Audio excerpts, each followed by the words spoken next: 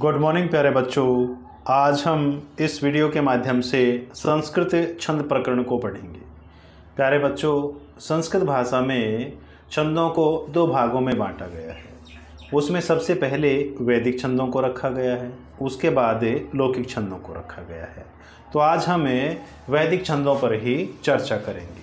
तो वैदिक छंदों में हमारे यहाँ 7 छंद बताए गए हैं, जिसमें सबसे पहले हमारा गायत्री छंद, उसके बाद उष्णिक, उसके बाद अनुष्टुप, उसके बाद बृहति, पंक्ति, त्रिष्टुप और जगति।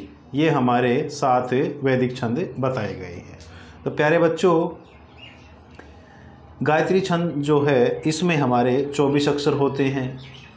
उष्णिक इसमें हमारे 28 अक्षर होंगे। अनुष्टुप इसमें 32 अक्षर होंगे। बृहति इसमें हमारे 36 अक्षर होंगे। पंक्ति इसमें 40 अक्षर होंगे। त्रिष्टुप इसमें 44 अक्षर होंगे और जगति इसमें हमारे 48 अक्षर होंगे। अब यहाँ ध्यान देने योग्य बात यह है कि गायत्री छंद में यहाँ 24 अक्षर इन्होंने बताए। जब गायत्री छंद में 4 अक्षर और जोड़ देते हैं तो उष्णिक छंद बन जाता है, तब उसमें हमारे 28 अक्षर हो जाते हैं।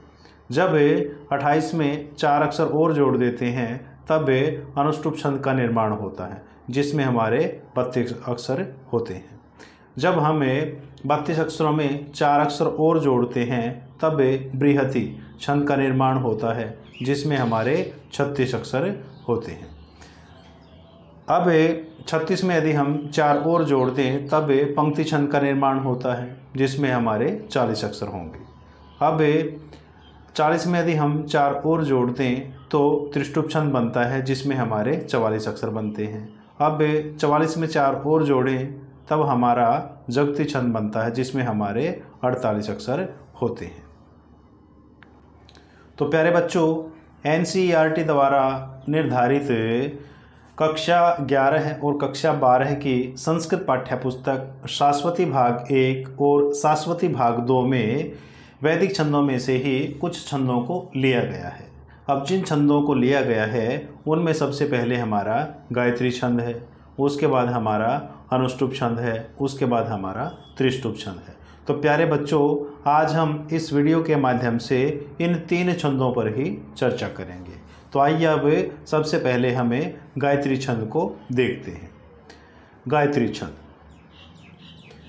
जिसमें 3 चरण हो तथा प्रत्येक चरण में 8 अक्षर हों, उसे गायत्री छंद कहते हैं। अब गायत्री छंद की विशेषता क्या बताई? इसके 3 चरण होंगे और इसके प्रत्येक चरण में 8 अक्षर होंगे। जब 8 को मिलाते हैं तो हमारे 24 अक्षर हो जाते हैं और 3 चरण हो जाते हैं, उसे ही हम गायत्री छंद कहते हैं। अब यहाँ एक उदाहरण के माध्यम से इन्होंने समझाने का प्रयास किया है। यथा पावकः नः सरस्वती वाजे भीर वाजिनीवती यज्ञम वस्तु धिया वसु। तो प्यारे बच्चों, यहाँ इस मंत्र का जो प्रथम चरण है, इसमें यदि हम अक्षरों की गणना करें तो हमारे 8 ही अक्षर हैं। अब पावकः इसके 3 अक्षर हो गए, नः ये चौथा अक्षर हो गया और सरस्वती इसके 4 अक्षर हो गए। तो 4 इधर से 4 इधर से, तो 8 अक्षर हो गए। अब आप कहेंगे कि आधा स भी है, ये आपने क्यों नहीं गिना? तो प्यारे बच्चों, छंदों का एक नियम है, छंदों में जो अर्ध अक्षर होते हैं उनको छोड़ दिया जाता है, अर्थात उनकी गणना नहीं की जाती है। तो हमने यहाँ पावका नः सरस्वती में 8 अक्षरों को इसलिए गिना है और जो अर्धाक्षर है उसको छोड़ दिया है। अब इसका जो द्वितीय चरण है उसमें देखते हैं, वाजे भीर वाजिनीवती, वाजे भीर वाजिनीवती। यहाँ यदि हम अक्षरों की गणना करें तो यहाँ भी हमारे 8 अक्षर हैं। वाजे भी 3 अक्षर हो गए, वाजिनी ये 3 हो गए और वती ये 2 हो गए।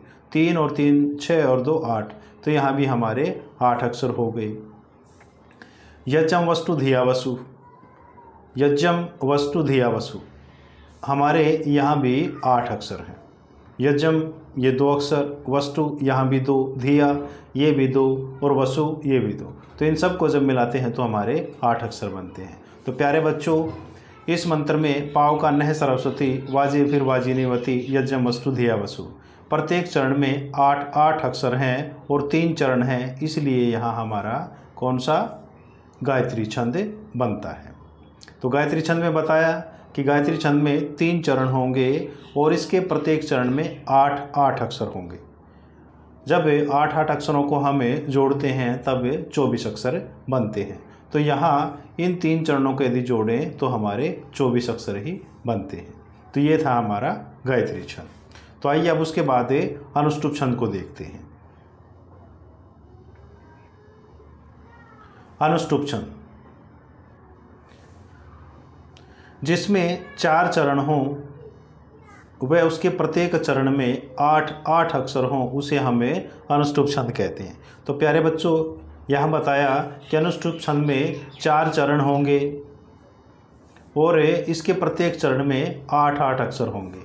तो 4 चरण हो गए और यदि हमें प्रत्येक चरण में अक्षरों की गणना करें तो पहले चरण में भी 8, दूसरे में भी 8, तीसरे में भी 8 और चौथे चरण में भी 8 है। यदि हम इन अक्षरों को जोड़ें तो इनका जो टोटल है वो 32 बनता है। तो अनुष्टुप छंद में हमारे 4 चरण होंगे और प्रत्येक चरण में 8 अक्षर होंगे, इसलिए यहाँ इनका जो योग है वो 32 बनता है। तो आइए अब इस मंत्र को देखते हैं। तो यत प्रजन्य कनि कर्दत स्तनयन हंसि दुष्कृत प्रतिदम विश्व मोदते यत किम च पृथिव्यामधि।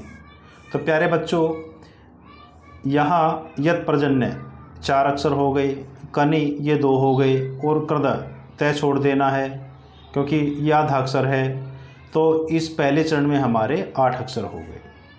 अब दूसरे चरण को देखें। स्तनयन हंसी दुष्कृत है। यहाँ यदि हम देखें तो स्तनयन तो तय न य 3 अक्षर हो गए, हंसी 2 ये अक्षर हो गए, दुष्कृत है 3 यहाँ हो गए।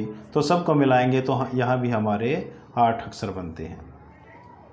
उसके बाद तीसरा इसका चरण है प्रतिदम विश्व मोदते। प्रतिदम 3 अक्षर हो गए, विश्व 2 ये हो गए और मोदते 3 ये हो गए। तो सबको मिलाएंगे तो हमारे यहाँ भी 8 अक्षर बनते हैं। उसके बाद है यत किम च पृथिव्यामधि। यत किम 2 अक्षर ये हो गए, च 1 ये हो गया और पृथिव्यामधि 5 अक्षर यहाँ हो गए, क्योंकि जो वह यहाँ दिया है इसको छोड़ देना है, अर्ध अक्षर है, तो यहाँ भी हमारे 8 अक्षर हो गए। तो अनुष्टुप छंद में हमने देखा कि इसमें हमारे 4 चरण होंगे और इसके प्रत्येक चरण में 8 अक्षर होंगे। इस मंत्र के माध्यम से यही बताने का प्रयास किया गया है कि इसके 4 चरण हैं और इसके प्रत्येक चरण में 8 अक्षर हैं, इसलिए यहाँ जो टोटल अक्षर बनेंगे वो हमारे 32 अक्षर बनेंगे। तो प्यारे बच्चों, ये था आपका अनुष्टुप छंद। तो आइए अब उसके बाद त्रिष्टुप छंद को देखते हैं। त्रिष्टुप छंद जिसमें 4 चरण हों तथा प्रत्येक चरण में 11 अक्षर हों। त्रिष्टुप छंद में बताया कि इसमें 4 चरण होंगे और इसके प्रत्येक चरण में 11 अक्षर होंगे। तो 11 चौके 44। तो यहाँ इसमें जो टोटल अक्षर होंगे वो हमारे 44 अक्षर होंगे। तो आइए अब इस मंत्र के माध्यम से जानने का प्रयास करते हैं। तो समानो मंत्र समिति समानी समानम मनः सह चित्तमेषां समानम मंत्रमभिमंत्रये वह समानेन वो हविषा जुहामे। तो यहाँ ये 4 चरण हो गए। पहला चरण ये है, दूसरा ये है, तीसरा ये और चौथा ये। तो 4 चरण हो गए। अब यहाँ अक्षरों की गणना करते हैं। समानो 3 अक्षर ये हो गए, मंत्र है ये 2 अक्षर हो गए, समिति ये 3 अक्षर हो गए, समानी ये 3 अक्षर हो गए। तो समानो मंत्र समिति समानी, यहाँ 11 अक्षर हो गए हमारे। पहले चरण में 11 अक्षर हो गए, 3 समानों के, मंत्र के 2, समिति के 3 और समानी के 3। तो सबको मिलाएंगे तो यहाँ इनका योग बनेगा 11। दूसरे चरण को देखते हैं। अब समानम मनः सह चित्तमेषां, समानम 3 ये हो गए, मनः 2 ये हो गए, सह 2 ये हो गए, चित्तमेषां और 4 ये हो गए, क्योंकि मैं हलंत है इसको नहीं गिनना है। अब यहाँ भी 11 अक्षर हो गए हैं हमारे। उसके बाद समानम मंत्रम अभिमंत्रये वह, यहाँ भी समानम 3 अक्षर हो गए, मंत्रम अभिमंत्रिये। 7 अक्षर यहाँ बनते हैं और वह एक ये हो गया, तो इन सब को मिलाएंगे तो यहाँ भी हमारे 11 अक्षर बनते हैं। उसके बाद है समानेन वो हविसा जुहामी। समानेन 4 अक्षर ये हो गए, वो एक ये हो गया, हविसा 3 ये हो गए और जुहामी 4 ये हो गए, तो सबको मिलाएंगे तो 11 अक्षर बनते हैं। तो त्रिष्टुप छंद में इसने बताया कि 4 चरण इसके होंगे और इसके प्रत्येक चरण में कितने 11-11 अक्षर होंगे। इसके प्रत्येक चरण में 11-11 अक्षर होंगे। इस मंत्र के माध्यम से यही बताने का प्रयास किया है, यही समझाने का प्रयास किया गया है, क्योंकि इसके प्रत्येक चरण में 11-11 अक्षर हैं और यदि हम सभी अक्षरों का योग कर दें तो यहाँ हमारे 44 अक्षर बनते हैं। तो प्यारे बच्चों, इस वीडियो के माध्यम से अभी हमने गायत्री, अनुष्टुप और त्रिष्टुप इन 3 छंदों को पढ़ा, समझा। आशा करता हूँ कि ये सभी आपको समझ आ गए होंगे। इसी आसार विश्वास के साथ धन्यवाद।